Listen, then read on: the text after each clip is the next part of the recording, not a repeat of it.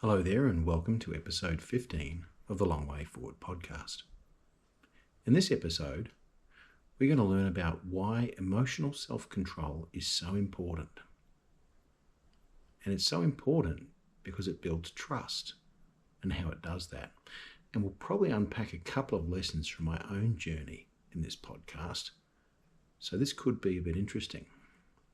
Here we go. Oh, and if you've been following along through the earlier episodes, you'll know that we've talked a lot. Actually, I've just talked, but about principles. We've talked a lot about perseverance, and now we're delving into leadership behaviours.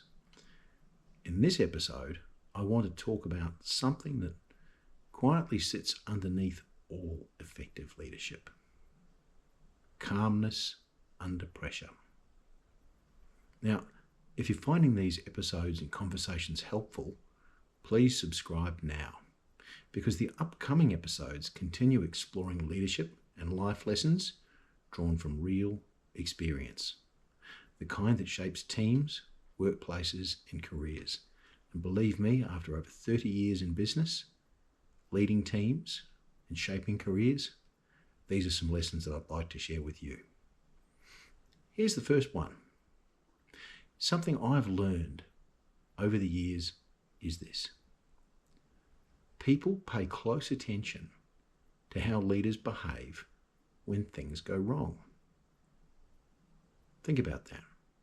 We don't actually sit there picking them apart, but you better bet we pay attention. And if they're not calm, we lose confidence in them. When everything runs smoothly, that's not an issue, because leadership is almost invisible. It's taken for granted because it runs in the background. But when the going gets tough, when pressure shows up, behaviour becomes very noticeable. Here's a lesson from my own journey. Earlier in my career, I worked in environments where things moved very quickly. Deadlines mattered. They always matter.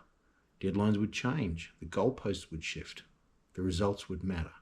And when things didn't go according to plan, I saw that people often reacted emotionally. It didn't help. Now, in those moments, when I saw those reactions, I learned something important that I'd like to share with you. I felt it. That's how visceral it was. And you'll know it because you will have encountered it too. The person who remains calm often becomes the person people trust. Not because they're the loudest, but because they're the most stable. There's a saying, the voice of reason, and it does imply a stable voice, does it not?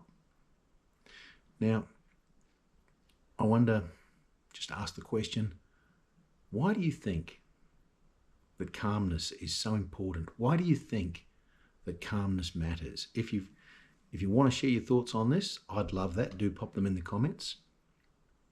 Here's what I think. We know that emotions spread quickly, particularly in teams. An emotion can almost take over a whole team's mindset in the blink of an eye. And if frustration or panic comes into a situation, that escalates very rapidly, and it can go right across the whole team, and it doesn't deliver much of any use, to be honest. But calm thinking slows things down. It creates space for better decisions. And leaders who remain composed are the ones who help others regain clarity, have a sanity break. This is called emotional self-control. And don't think for a moment, just because someone's calm, doesn't mean they're ignoring the situation. It doesn't mean they don't understand what's going on around them. What it means for many people is that they're managing their response. They're acknowledging the situation. They're assessing it. They're understanding the problem. They're thinking clearly about solutions, about options, and about who or how these are best implemented. And then they respond deliberately and precisely. Now, to a team in a state of panic, that behaviour is critical. It signals confidence, stability, it provides direction, and it means the team deals with the outcome. Now, this is what leads into something I call the trust factor, because over time, people begin associating calm leadership, decisive, calm leadership, with reliability.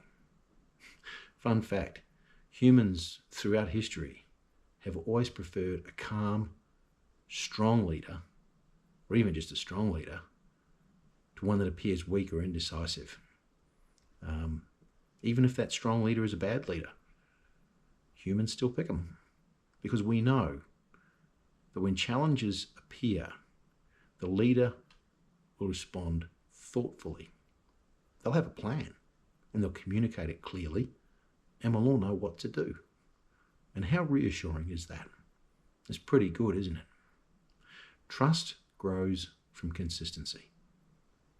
And calmness is one of the clearest forms of consistency. Here's a personal reflection. Here we go.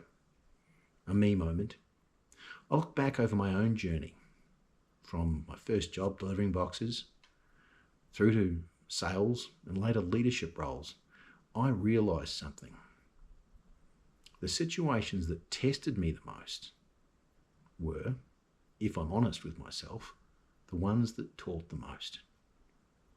I didn't always handle them well, but less so in the beginning, more so as I matured and learned more.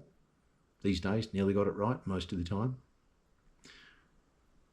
Those moments taught me to slow down and to reflect. Now remember, if you go back to episode 2 or 3, we talk about what we stand for. Self-control is one of the things I stand for. And I said right back then, do I have it nailed? Not really, but I'm still working on it. I think we're all works in progress.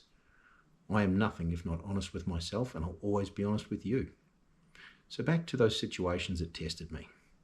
Really tested me. High pressure, stakes are high, there's emotion involved.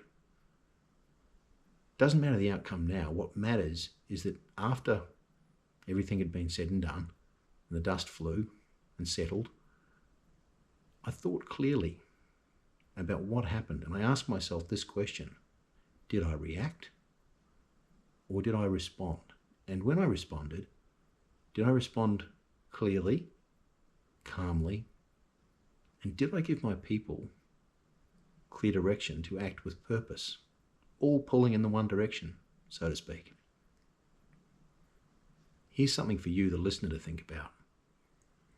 When pressure appears in your environment, now it can be a work environment, it can be an interpersonal situation, it can be on the sporting field. When there's pressure, how do you normally respond? Do you react quickly, instinctively? Do you react with emotion, blindly? Or do you pause for a moment? And it can be a millisecond. If you're well trained in a particular environment, you still pause and think. Even though it appears automatic, you think this is the best thing to do. Now that pause is where leadership begins. In the next episode, I'm going to speak to you, with you, hopefully, about something that shapes the culture of every successful team. Standards. Calm leadership builds trust. And trust is the foundation of every strong team. Every strong team has standards they live by. This is the Long Way Forward podcast. I hope you're enjoying it. I usually post in 10 to 20 minute episodes about one topic at a time. This topic was about responding calmly under pressure and why it's so important and how it builds trust. If you've enjoyed this podcast, please subscribe.